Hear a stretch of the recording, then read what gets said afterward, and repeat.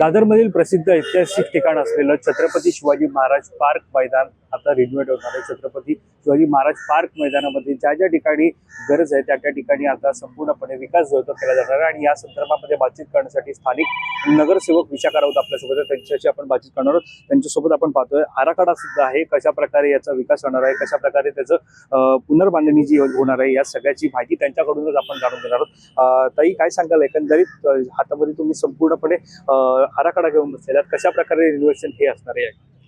बघा, रिन्युएशन आधी पहिले मी सांगते की आज शिवाजी महाराजांची हे जयंती आहे आणि शिवाजी पार्कला 100 वर्ष, छत्रपती शिवाजी महाराज पार्कला 100 वर्ष झालेली आहे। त्यामुळे हा दुग्ध शर्करा योग साधून आम्ही आज या शिवाजी पार्कच्या नूतनीकरणाचा शुभारंभ केला, नारळ वाढवला राजसाहेब आणि आदित्य साहेब यांच्या हस्ते। म्हणजे हे सगळे योग आज जुळून आले।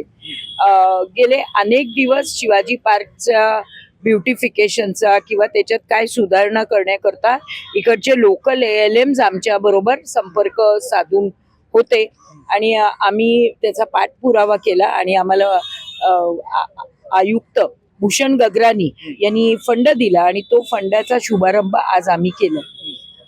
आज आपण ज्या कट्ट्यावर बसलोय इथे ज्या टाईल्स आहेत, या टाईल्स लावल्या होत्या 4-5 वर्षापूर्वी।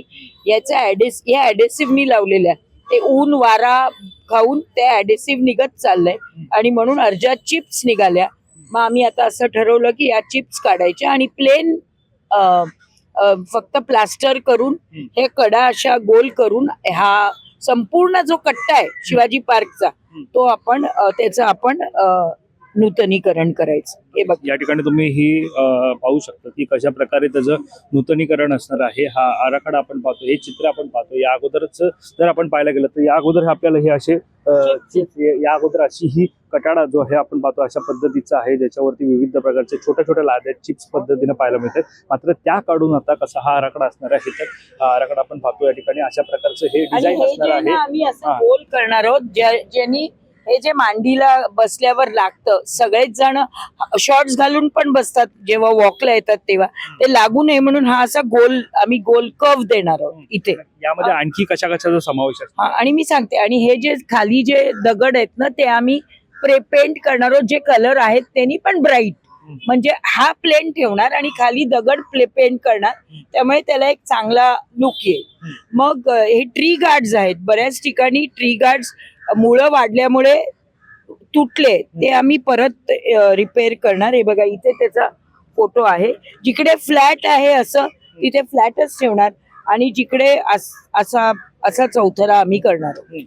म्हणजे हे मुळं वाढल्यामुळे आम्हाला हा चौथरा करायला लागतोय, झाडांची मुळं वाढल्यामुळे, आणि जिथे नाही आहेत तिथे आम्ही असं प्लेन ठेवणार। मग हे जे टाईल्स आहेत या सगळ्या या वर खाली झालेले आहेत, त्यामुळे बोलता बोलता जेव्हा लोक वॉक घेतात ना तेव्हा एखाद्या वेळेला एखादा सिनियर सिटीजन अडखळून पडतो, म्हणून आम्ही हे सगळे जे पाथवे आहे ना हा आम्ही नीट करणार आहोत, म्हणजे लेवलिंग करणार आहोत त्याची। यामध्ये या कटाड्याचा असेल किंवा कटाड्याचा जो भाग आहे त्याचा समावेश आहे, यासोबतच काही लाइटिंगचा सुद्धा समावेश या ठिकाणी। हे बघा, आता मी दाखवते, आम्ही असे लाइटिंग ऑर्नामेंटल लाईट्स देखील आम्ही बसवणार आहोत। हे बघा, ह्याचं हे चित्र आहे, लॅम्प पोस्ट आणि लाइटिंग, हे आम्ही ठिकठिकाणी म्हणजे जिकडे जरूर आहे त्याचं आमचं प्लॅनिंग झालंय, ते आम्ही असे लाईट सुद्धा लॅम्प पोस्ट आम्ही ऑर्नामेंटल लावणार आहोत। या ठिकाणी सुशोभीकरणाचा मुद्दा अगोदर सुद्धा मुंबईत झाला होता, त्यावेळेला सुद्धा अशाच प्रकारच्या लाईट्स असतील त्या लावण्यात आल्या होत्या, मात्र त्यावेळेला रस्त्यावर लावण्यात आल्या होत्या, ह्या आम्ही पार्कात लावणार आहोत। ओके, मात्र शिवाजी पार्क मध्ये ज्यावेळेला सुशोभीकरणाचा मुद्दा येतो त्यावेळेला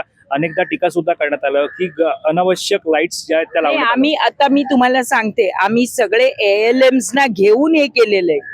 हे जे आमचं हे ड्रॉइंग आहे, ही प्लॅनिंग आहे, ही आम्ही ALM ची सोमवारी मीटिंग घेतली SPG मध्ये आणि त्यांना आम्ही दाखवलं की आम्ही असं असं करतोय आणि त्यांची पण याला सहमती आहे। हा, आणि हे आम्ही असे सायनेजेस पण दाखवणार आहोत इथे। म्हणजे पूर्णपणे नूतनीकरण या नवा मोहरा आपल्याला या छत्रपती शिवाजी महाराज पार्क मैदानाचा पाहायला मिळतो। नंतर आम्ही अजून नवीन असे 80 बेंचेस लावणार आहोत। बेंचेसची खूप कमतरता आहे। बरं, तुम्ही म्हणाल आता तुमचा पुढचा प्रश्न येईल की बेंचेस लावणार तर लोकांना चालायला कुठे मिळणार? जिकडे 2 झाडं आहेत, 2 झाडं तिकडनं लोकांना चालता येत नाही, त्या झाडाच्या मध्ये जी जागा येते ना तिथे आम्ही हे बेंचेस ठेवणार. ओके. आणि आमचं तर म्हणणं असं होतं की या बेंचेसना आम्ही ते वॉर्ड ऑफिसरना सांगितलंय की इथे आहे ना मध्ये पार्टिशन द्या, मध्ये असं 3 हात ठेवायला असं पार्टिशन द्या, म्हणजे लोक बसतील. नाही तर दुपारी काही काही लोक वेगाबॉन्ड्स तिथे झोपतात, ते झोपायला मिळणार नाही, म्हणून आम्ही असे 3 पार्टिशन्स देणार आहोत. आणि 80 बेंचेस जवळजवळ अख्ख्या, आणि हे नवीन कचरा कुंड्या लावणार आहोत. त्याच्याशिवाय इथे जे एवढे क्रिकेटची पिचेस आहेत, मुलं तिथे खेळत असतात, तर काही काही ठिकाणी जी वायर मेश आम्ही लावली होती मागच्या वेळेला ती बऱ्याच ठिकाणी फाटली आहे, ती सुद्धा आम्ही परत करणार आहोत. आणि मेन म्हणजे युरिनल, इथे खूप मोठा प्रॉब्लेम आहे. मॉर्निंग आणि इव्हनिंग वॉकला लोक येतात, सिनियर सिटीजन्स असतात, डायबिटिक असतात, त्यांना युरिन म्हणजे वारंवार युरिनला जायला लागतं. आणि म्हणून एक इकडे युरिनल आहे, एक जिमखान्यामध्ये आहे, एक आजी आजोबा उद्यानमध्ये आहे, माई मंगेशकर उद्यानमध्ये. तर पण त्याची मेंटेनन्स नीट होत नाही, आणि म्हणून आम्ही आणि अजून एक बघा, तिकडे जर युरिनेट करायला युरिन कोणाला आली तर तो माणूस इथे येईपर्यंत तग नाही ना धरू शकत, जर का डायबिटिक असेल तर. आम्ही आहे ना ते जिमखान्याच्या टेनिस कोर्टच्या बाजूला एक थोडी जागा आहे, तिथे आम्ही एक म्हणजे एक टॉयलेट ब्लॉक उभा करतोय, आणि त्याला समोर आहे ना असं डिझाईन देतोय की टॉयलेट आत आहे, हे कोणाला कळणार देखील नाही. अशा प्रकारचं सुशोभीकरण हे छत्रपती शिवाजी महाराज पार्क मैदानामध्ये असणार आहे निश्चित. आणि ते युरिनल च्या पुढे आम्ही अशी एक डिझाईन वाली वॉल लावणार, म्हणजे आत कळणार नाही, आणि ती बिल्ड ऑपरेट बेसिसवर देणार. का तर त्याची स्वच्छता राखली पाहिजे, आणि आम्ही इन्सिस्ट करणार की जो ही टॉयलेट मेंटेन करतो त्यालाच ते आजी आजोबा उद्यान आणि माई मंगेशकर उद्यानचं टॉयलेट साफसफाई करायची जबाबदारी देणार. आता टॉयलेट्स आहेत पण जी साफसफाई नाही आहे, ज्याच्या करून लोकांना खूप त्रास होतोय. म्हणजे युरिन करायला गेले तर तिथे युरिनरी ट्रॅक इन्फेक्शन व्हायची अशी परिस्थिती आहे. पण त्याच्यावर तोडगा म्हणून आम्ही इथे एक टॉयलेट बांधतोय, ते सुद्धा आम्ही ह्याच्यातच इन्क्लूड केले. आणि इकडे एक बघा पाणपोई आहे 100 वर्ष जुनी. ओके, 100 वर्ष झाली तिला, ती सुद्धा आम्ही इकडे रिवाईव्ह करतोय इकडे. आणि जे पुतळे आहेत सभोवताली, जे पुतळे आहेत ते आता पांढरे पुतळे आहेत, माती उडून उडून उडून त्याच्यावर असा एक वेगळाच असा लाल थर बसलेला आहे. आमचं असं म्हणणं होतं की जर का मॅचिंग करायचं असेल तर शिवाजी महाराजांचा जो पुतळा आहे काळा शायनिंग ग्लेजवाला, तसेच हे सगळे पुतळे देखील आपण काळ्या पेंटनी, ग्लेजवाल्या पेंटनी पेंट करावे, ज्याच्यावर माती बसली तर आपल्याला दिसणार नाही. म्हणजे काळा रंग असेल तर मातीचं कमी हे दिसेल. आता बघा पांढरा आहे तर खूप दिसते. नंतर तिथे महासाहेबांच्या पुतळ्याच्या मागे जे म्युरल आहे, म्युरल ते सुद्धा आम्ही नीट करणार आहोत. तिथे आमचं असं मत आहे की असा धबधबा करावा. बाजूला 2 वॉल्स आहेत, मध्ये म्युरल आहे, बाजूला 2 वॉल्स आहेत, तिथे असं म्हणजे रिसायकलिंग करतं, पाणी खाली येतं परत ते वर जातं, दोन्ही बाजूला करावं.